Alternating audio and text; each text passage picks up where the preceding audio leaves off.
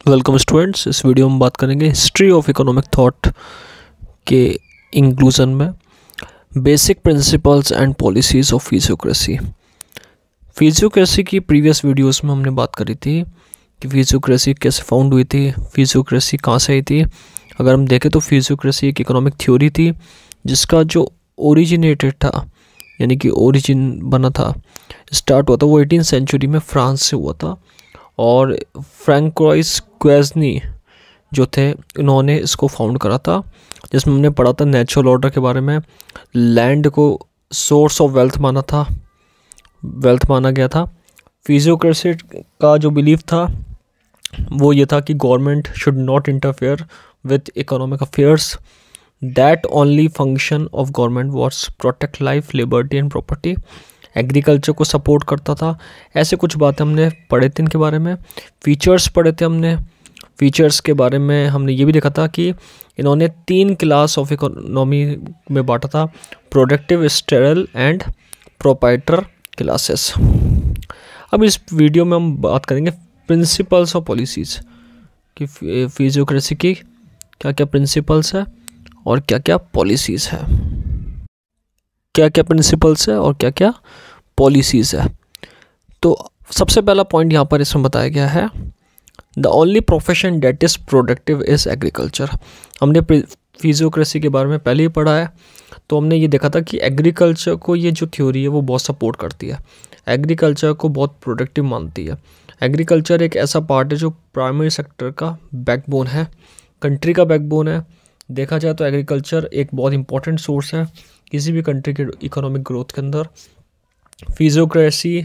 फिजियोक्रेट्स जो है वो भी यही मानते थे कि जो एग्रीकल्चर है वो बहुत मेन होता है, और जो प्रोफेशन है एग्रीकल्चर का वो बहुत एक इम्पॉर्टेंट एलिमेंट का काम करता है, जो कि कंट्री की इकोनॉमिक ग्रोथ, कंट्री के डेवलपमेंट को आगे ले जाता है।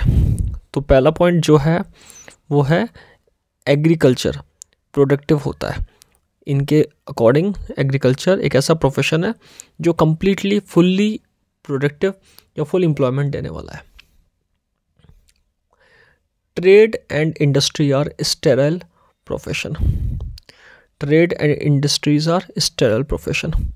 अभी ट्रेड और इंडस्ट्रीज़ क्या है? ट्रेड और इंडस्ट्रीज़ एक ऐसी चीज़ है जो स्टेराइल है। स्टेराइल का मतलब होता है किसी चीज़ को का एक अनप्रोडक्टिव होना, किसी चीज़ का एक अनप्रोडक्टिव होना, डेवलपमेंट ना करने वाला, not able to produce growth, not able to produce development. तो इस चीज़ को यहाँ पे ट्रेड को, इंडस्ट्री को, दोनों को माना गया है। इनके अकॉर्डिंग, फिजियोक्रेट्स के अकॉर्डिंग, ट्रेड इंडस्ट्रीज़ ऐसे है जो प्रोडक्टिव भी है, अनप्रोडक्टिव भी है, और ज़्यादातर ये अनप्रोडक्टिव ही रहता है, प्रोडक्टिव नहीं रहता, इसलिए इसको अनप्रोडक्टिव स्टेरल प्रोफेशन माना गया।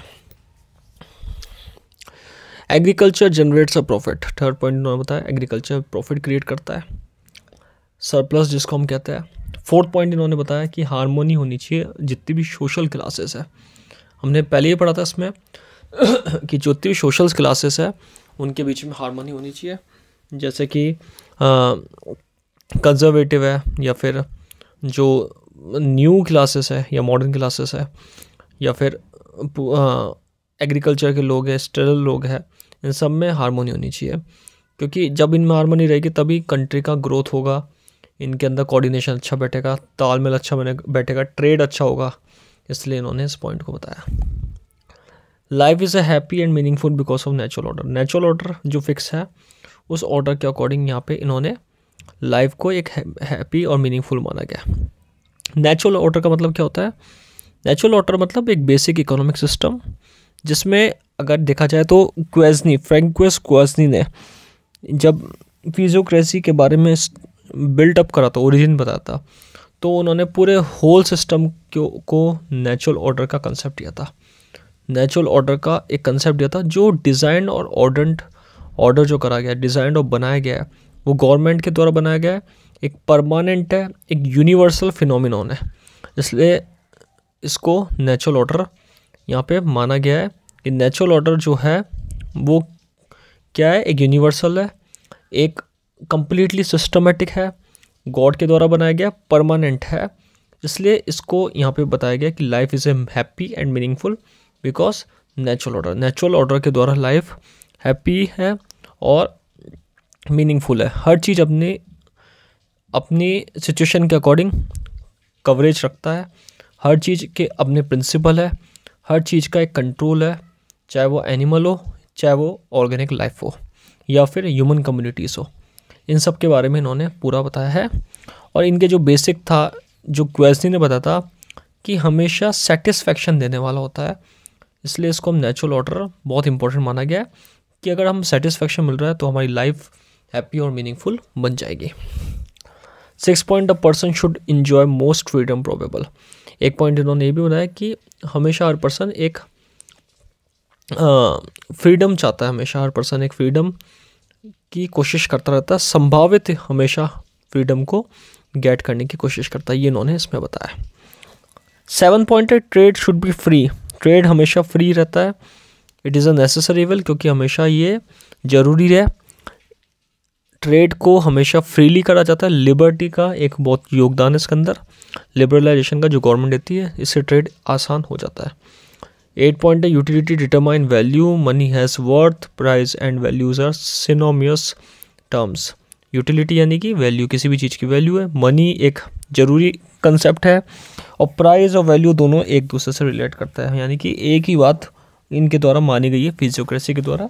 इनकी पॉलिसी में भी प्राइस को और वैल्यू को एक ही चीज़ माना गया है। The pay is at subsistence level, लगातार कंटिन्यूटी में पे चलता है। पे हमेशा फ्यूचरिस्टिक होता है, फ्यूचर को के लिए होता है। हमेशा जो भी हम पे करते हैं वो चीज़ किसी भी थिंग का, तो हम उसको फ्यूचर में यूज़ करते हैं, कंटिन्यूटी में चलता है पे। The economic system is interdependent, हमेशा इकोनॉमिक सिस्टम इंटरडिपेंडेंट है। कैसे? आप एक पर्सन एक्सपेंस करेगा तो वो दूसरे की इनकम क्रिएट करेगा, दूसरा अगर इनकम क्रिएट कर रहा है तो यानी कि किसी ना किसी पर्सन का एक्सपेंस हो रहा है। कैपिटलिस्ट, सोशलिस्ट और मिक्स इकोनॉमी में पूरी हमारी इकोनॉमिक सिस्टम डिवाइडेड है, और कैपिटलिस्ट, सोशलिस्ट और मिक्स्ड, इन तीनों के बेसिस पे हमारी इकोनॉमी कंट्री में चलती है। Real wealth is found in material and consumable items, हमेशा रियल वेल्थ कहाँ पे है? एक तो मटेरियल थिंग्स के अंदर जिसका एक वैल्यू है, जिसका एक वर्थ है, और कंज्यूमेबल आइटम जिसको हम कंज्यूम कर सकते हैं, क्योंकि रियल वेल्थ वही होती है जिससे हम कोई ना कोई चीज़ खरीद सके, हम किसी ना किसी चीज़ को कंज्यूम कर सके और उस वेल्थ का एक उपयोग कर सके। तो ये पॉइंट इन्होंने बताया। प्रोडक्ट डिस्ट्रीब्यूशन बहुत इंपॉर्टेंट माना है इनके अकॉर्डिंग, फिजियोक्रेसी थ्योरी के अकॉर्डिंग प्रोडक्ट का बांटना, डिस्ट्रीब्यूशन होना जरूरी है। डिस्ट्रीब्यूशन होगा तो इनकम क्रिएट होगी, इनकम क्रिएट होगी, डेवलपमेंट होगा। Medium of exchange is money, money को एक मीडियम ऑफ एक्सचेंज माना है, और मनी से इनकम जनरेट होती है। Landlord legitimate source of income is rent, जो लैंडलॉर्ड की लैंड जो रेंट है वो एक इनकम मानी गई है। ये बेसिक देखा गया, कोई भी लैंडलॉर्ड होता है वो हमेशा एक इनकम क्रिएट करने का काम करता है। तो लैंडलॉर्ड को एक जो इसका एक बेसिक सोर्स है वो इनकम क्या है? रेंट माना गया है। प्रॉपर्टी, जिसमें प्राइवेट प्रॉपर्टी है, जिसका प्राइवेट प्रॉपर्टी प्राइवेट ओनर्स की, उसकी इंपॉर्टेंस बताइए। ये होना ज़रूरी है जिससे प्राइवेट गेन आता रहे कंट्री के अंदर, और जो इंडिविजुअल्स का ग्रोथ होता रहे।